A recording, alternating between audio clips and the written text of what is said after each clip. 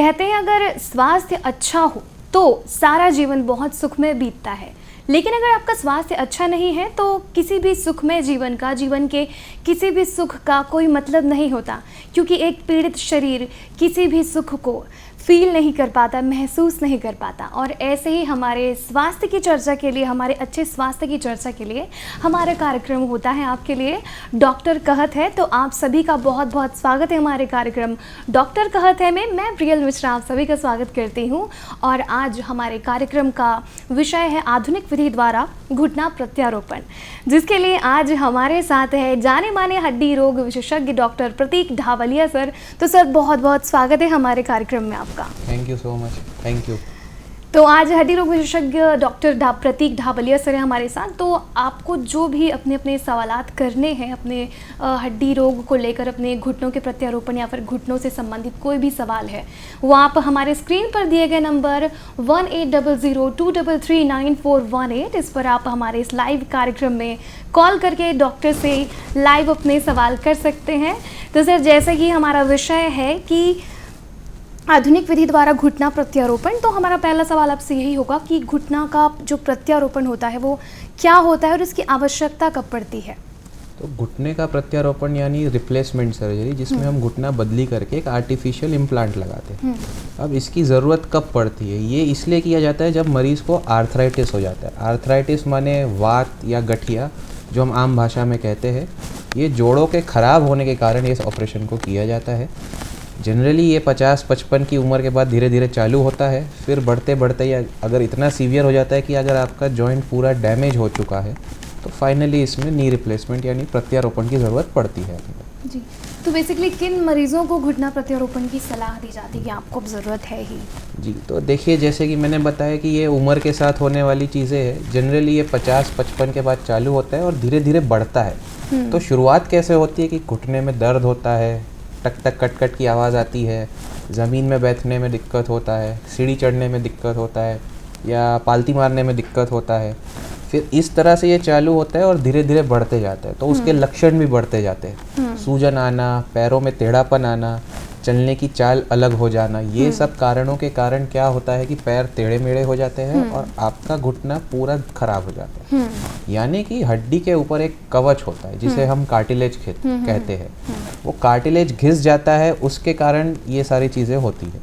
तो जब ये धीरे धीरे बढ़ के इतना सीवियर हो जाता है कि आप चल भी नहीं पाते, आपका दर्द दवाई से, वज़न कम करने से, फिजियोथेरेपी से किसी से भी कम नहीं हो रहा है, तो फाइनली फिर इसमें नी रिप्लेसमेंट लगता है। तो सर कैसे हम समझेंगे कि ये जो मेरे घुटने का दर्द है इसे ऑपरेशन की ही ज़रूरत है? जी, तो ये बहुत अच्छा सवाल है कि सब दर्द, सारे घुटने के दर्द को ऑपरेशन का ज़रूरत है, तो ऐसा बिल्कुल भी नहीं है।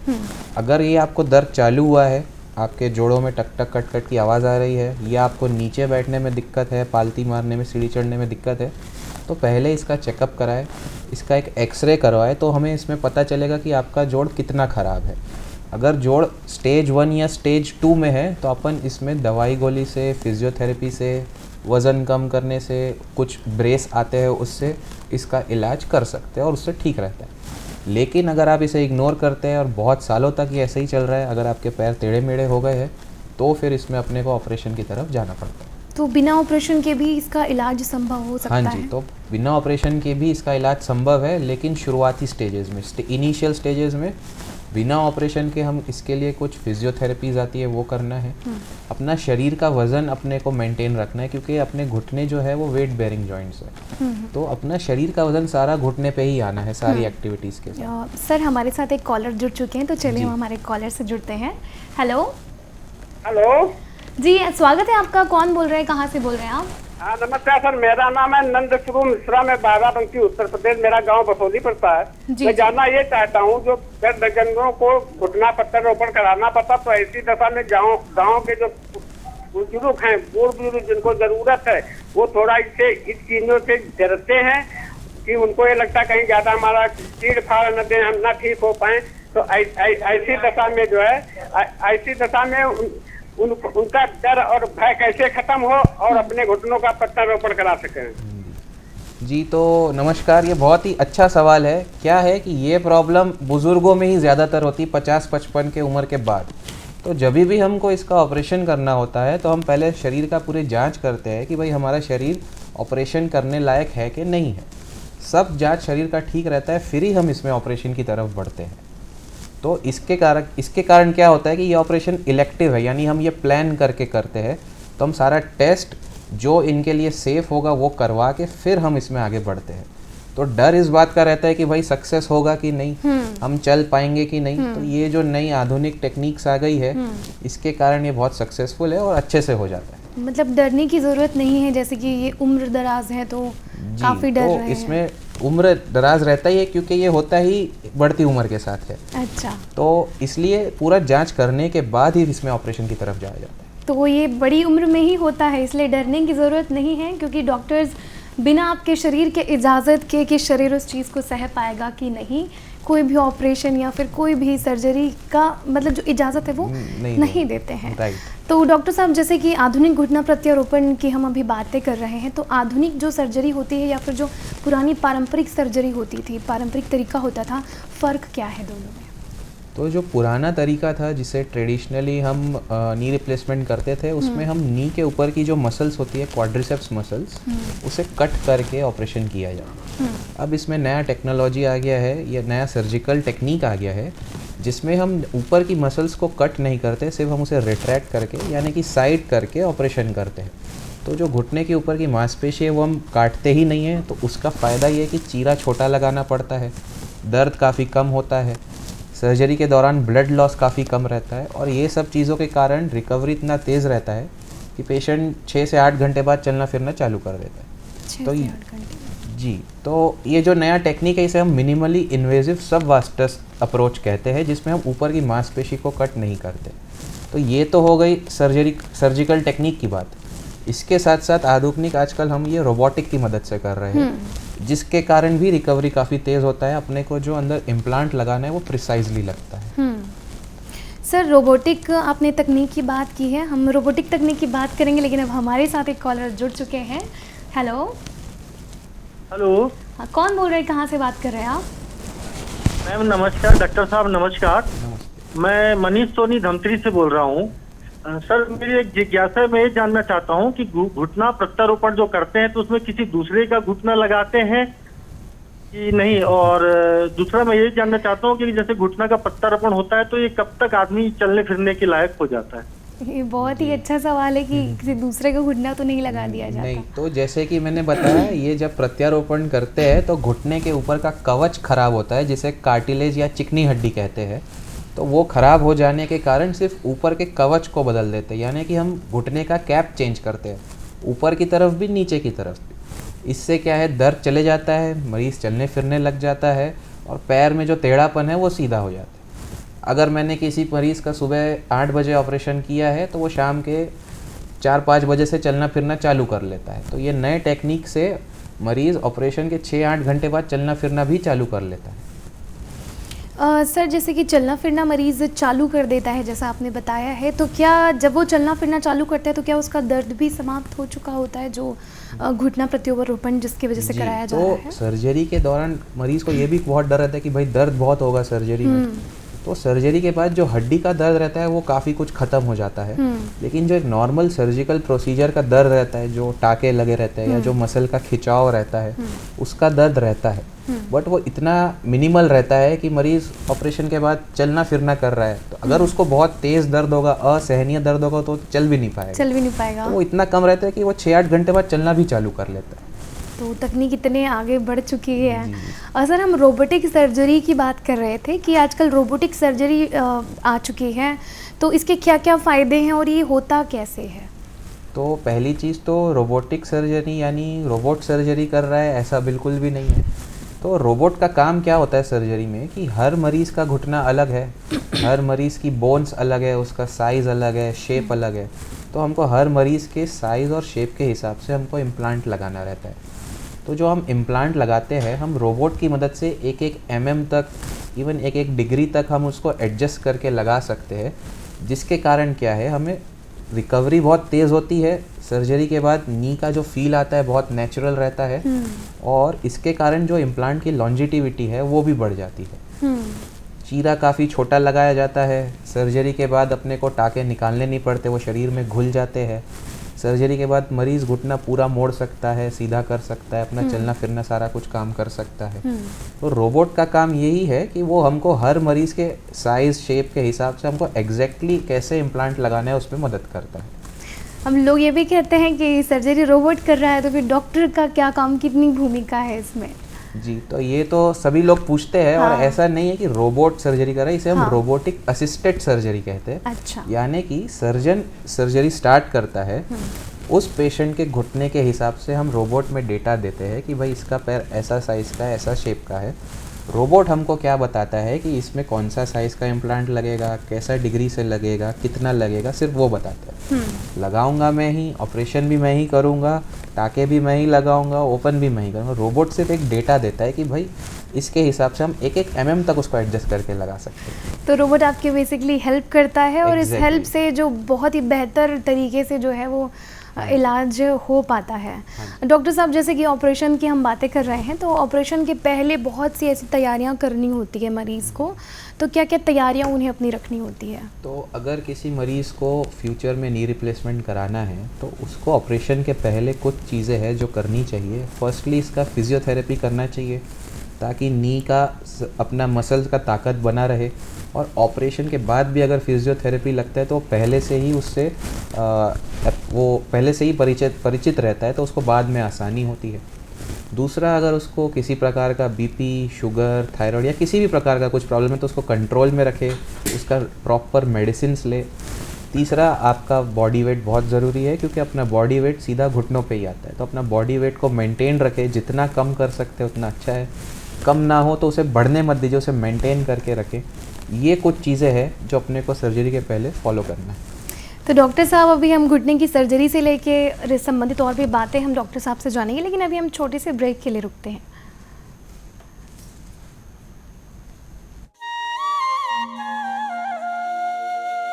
लोक सेवा प्रसारक दूरदर्शन ने OTT प्लेटफॉर्म पर कदम रखते हुए वेब्स की शुरुआत की है। ये डिजिटल मीडिया OTT दर्शकों को संपूर्ण इंफोटेनमेंट का सिस्टम देता है। अगर आपको भी चाहिए फ्री में शानदार कंटेंट, तो आज ही आप प्ले स्टोर से ऐप डाउनलोड कीजिए।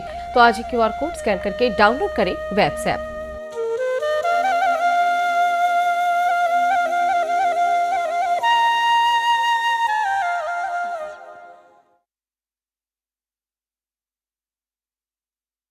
डॉक्टर कहत है में ब्रेक के बाद एक बार फिर से आप सभी का स्वागत है। और आज हम आधुनिक विधि द्वारा घुटना प्रत्यारोपण के विषय में बातें कर रहे हैं और हमारे साथ है जाने माने हड्डी रोग विशेषज्ञ डॉक्टर प्रतीक ढाबलिया जी। और सर, ब्रेक के बाद लौटते ही हमारे साथ एक कॉलर जुड़ चुके हैं, तो चलिए हम बात करते हैं हमारे कॉलर से। हेलो हेलो हेलो, हाँ, नर्मदा धाम ग्राम सुरसुली पोस्ट नांदा जिला बालों से कैलाश यादव बोल रहा हूँ। कैलाश जी, बहुत बहुत स्वागत है। क्या सवाल है आपके डॉक्टर साहब से? मेरा उम्र 60 साल है अभी वर्तमान में। पूछिए। घुटनों का दर्द होता है। मैंने 3-4 साल से नजदीक राजनांदगांव में मैं हड्डी रोग विशेषज्ञ को दिखाया तो उतना सफलता नहीं मिल पा रहा है, तो कहीं इसका प्रत्यारोपण कराना पड़ेगा क्या? इसी बारे में जानकारी चाहिए थे डॉक्टर साहब। जी नमस्ते। तो अगर आपको घुटनों में बहुत समय से दिक्कत है, आपने दवाई, गोली, फिजियोथेरेपी सब कुछ कोशिश करके देख लिया है, कुछ भी काम नहीं कर रहा है, तो पहले इसका एक एक्सरे कराना चाहिए।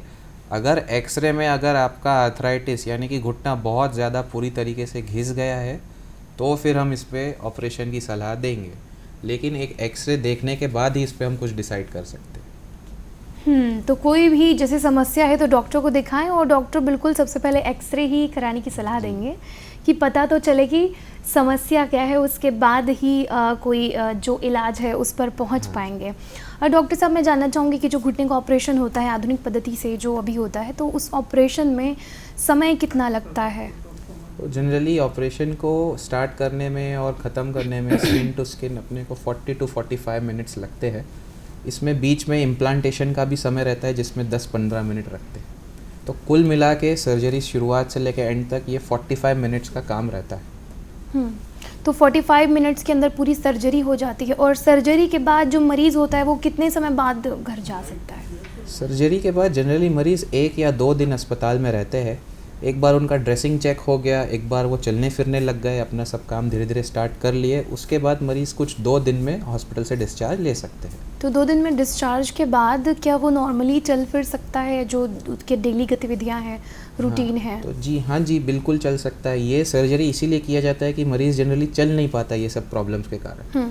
तो इसके सर्जरी के बाद मरीज़ को चलना फिरना होता है, घुटना मोड़ना है, सीधा करना है, अपना सब काम धीरे धीरे करते जाना है, बेड पकड़ के सोए नहीं रहना है। ये सर्जरी किया इसलिए जाता है कि मरीज़ चलना फिरना कर सके। नहीं तो डर की वजह से वो सोए ही रह गया कि कुछ गड़बड़ ना हो जाए। और डॉक्टर साहब, रोबोटिक सर्जरी के बारे में जानने की और भी हमारे अंदर लालसा है कि रोबोटिक सर्जरी में और क्या क्या ऐसी चीज़ें होती हैं जो बेहतर होती हैं, बेहतर इलाज कराती हैं? तो पहली चीज़ ये है कि जब हम रोबोटिक सर्जरी करते हैं तो जब हम जॉइंट ओपन करते हैं तो रोबोट हमें उसका साइज़ और शेप बता देता है। हर मरीज़ के लिए साइज़ शेप अलग है। किन्हीं का दोनों घुटना भी रहता है, किन्हीं का एक घुटना रहता है। एक ही मरीज़ के दोनों घुटने भी अलग हो सकते हैं, ऐसा भी है। तो हमें वो साइज़ पता चल जाती है, शेप पता चल जाती है।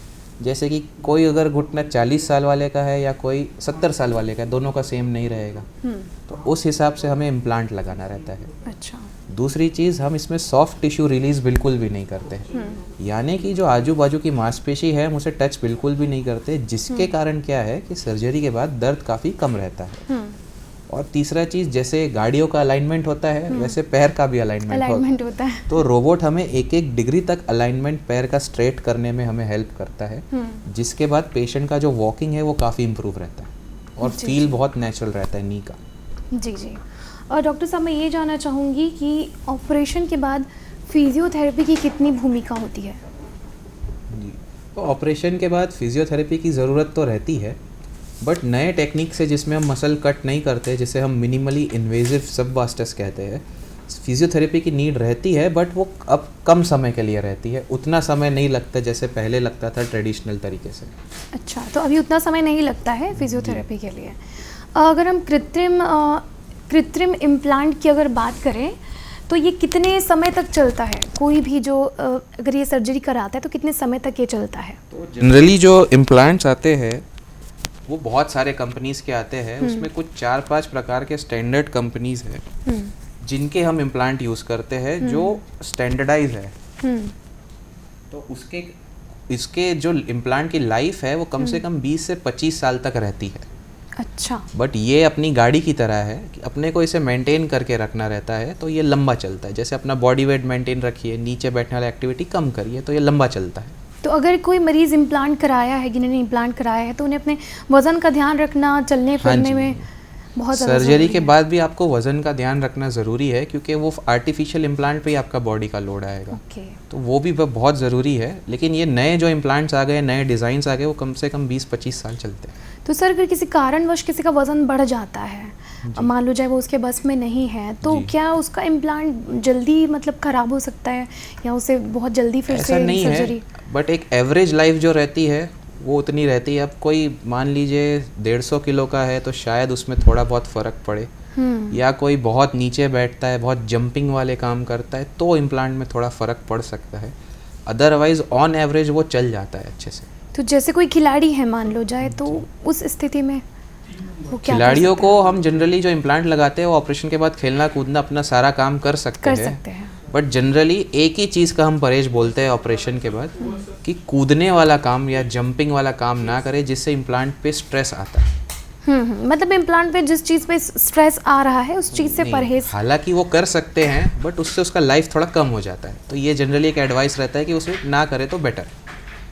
तो सर, क्या घुटने की जो तकलीफ़ें होती है उसकी भी क्या कोई उम्र होती है? क्योंकि आजकल देखा जाता है कि कम उम्र में भी लोगों को घुटने की काफ़ी समस्या होने लगती है। जी, तो ये नी रिप्लेसमेंट हम एज देख के नहीं करते, हम देखते हैं कि जॉइंट में डैमेज कितना है।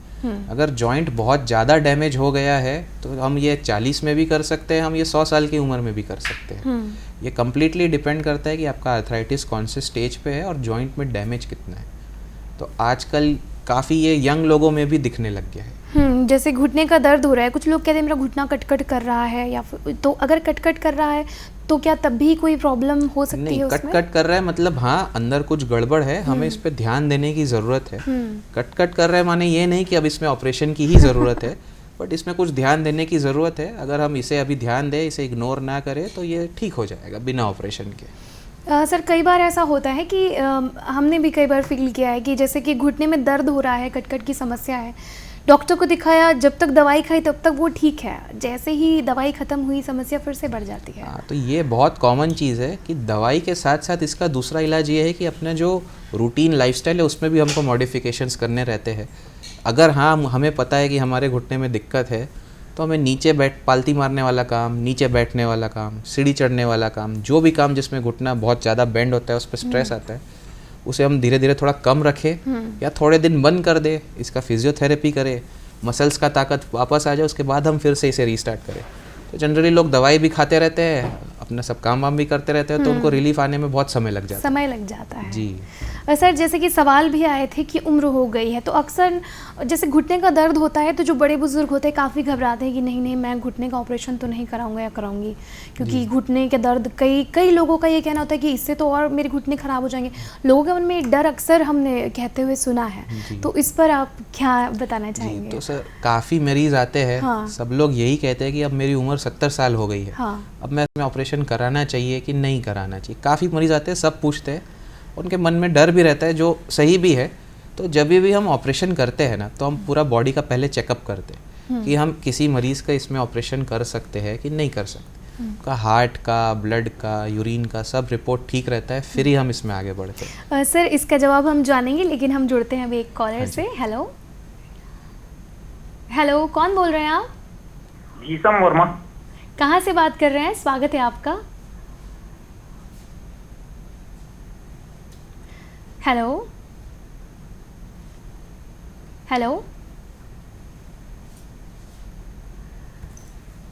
सर, शायद इन्हें हमारी आवाज़ बिल्कुल नहीं आ पा रही होगी, तो सर चलिए हम इसी पे कंटिन्यू रखते हैं कि जो उम्र वाली बातें हम कर रहे थे घुटनों को लेकर, ऑपरेशन को। पहली चीज़ तो ये है कि ये होता ही है बढ़ती उम्र के साथ।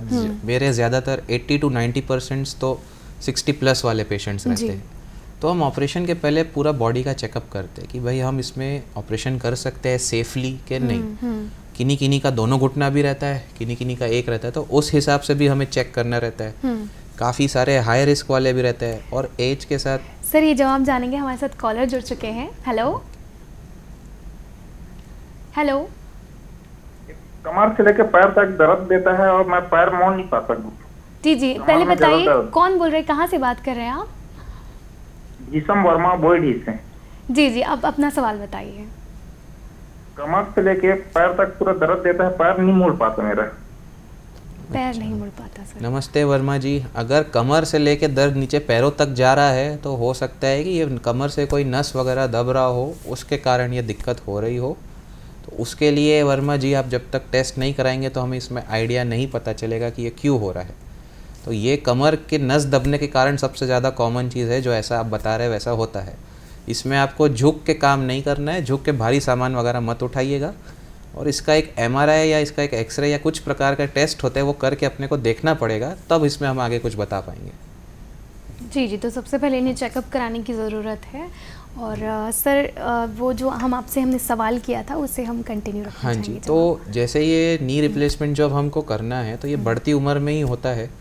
एज के साथ साथ लोगों को शुगर होता है, BP होता है, हार्ट के प्रॉब्लम होती है, या अस्थमा होता है, बहुत सारी चीज़ें होती है। तो हमको सबको तौल के मेजर करके सेफ्टी वाइज पहले देखना पड़ता है कि भाई हम इस पेशेंट का सेफली ऑपरेशन कर सकते हैं कि नहीं कर सकते। किन्हीं का हम दोनों साथ में भी कर सकते हैं, किन्हीं पेशेंट का हम दोनों साथ में नहीं कर सकते। तो जो प्रोफाइल उनका सूटेबल रहता है उस हिसाब से फिर हम आगे बढ़ते हैं। तो ये एक प्लान्ड सर्जरी है, पूरा चेकअप के बाद ही इसमें आगे बढ़ना है। तो सर जैसा कि विषय ऐसा है कि हर दूसरे इंसान के दिमाग में घुटने की प्रॉब्लम, शरीर में हड्डियों की प्रॉब्लम, सवाल बहुत से हैं, लेकिन हमारे पास समय काफ़ी कम है। तो सर मैं जाते जाते बस एक संदेश चाहूँगी हमारे जो दर्शक हैं, कैसे अपने घुटनों का ध्यान रखें अच्छे से। जी, तो पहली चीज़ तो यह है कि कोई भी आदमी ऑपरेशन नहीं कराना चाहता तो अपने जोड़ों को बचाने के लिए अपना बॉडी वेट मेंटेन रखे, किसी ना किसी प्रकार का फिज़िकल एक्टिविटी अपने रूटीन में डालिए, वॉकिंग, साइकिलिंग, योगा, मेडिटेशन, जो आपको पसंद हो, लेकिन अपने काम के अलावा छोड़ के समय निकाल के किसी ना किसी प्रकार का फिज़िकल एक्टिविटी अपने रूटीन में होना बहुत ज़रूरी है। जैसा कि डॉक्टर्स हमेशा सलाह देते हैं कि फिज़िकल एक्टिविटी या फिर एक्सरसाइज हमारे शरीर के लिए बहुत ज़रूरी होता है, और हड्डियों की भी अगर समस्या है और आप अगर एक्सरसाइज नहीं करेंगे तो वो जो समस्या है वो आपकी बढ़ती चली जाएगी। तो डॉक्टर साहब ने आज बहुत सारे सवालों के जवाब बताए और हमें घुटना प्रत्यारोपण के बारे में बहुत सारी चीज़ें बताई। तो डॉक्टर प्रतीक ढापलिया सर, आप हमारे स्टूडियो आए और दर्शकों को इतनी सारी बातें बताई, उसके लिए बहुत बहुत धन्यवाद। Thank you so much. तो आज हमारा विषय था आधुनिक विधि द्वारा घुटना प्रत्यारोपण। डॉक्टर कहते हैं में आज हमारे साथ डॉक्टर प्रतीक ढापलिया जी थे। तो सारे सवाल जवाब सुनने के बाद हम भी आपसे अंत में यही कहेंगे कि एक्सरसाइज करते रहें और अपने स्वास्थ्य का बिल्कुल ध्यान रखें और बिल्कुल दूरदर्शन के साथ बने रहें। धन्यवाद।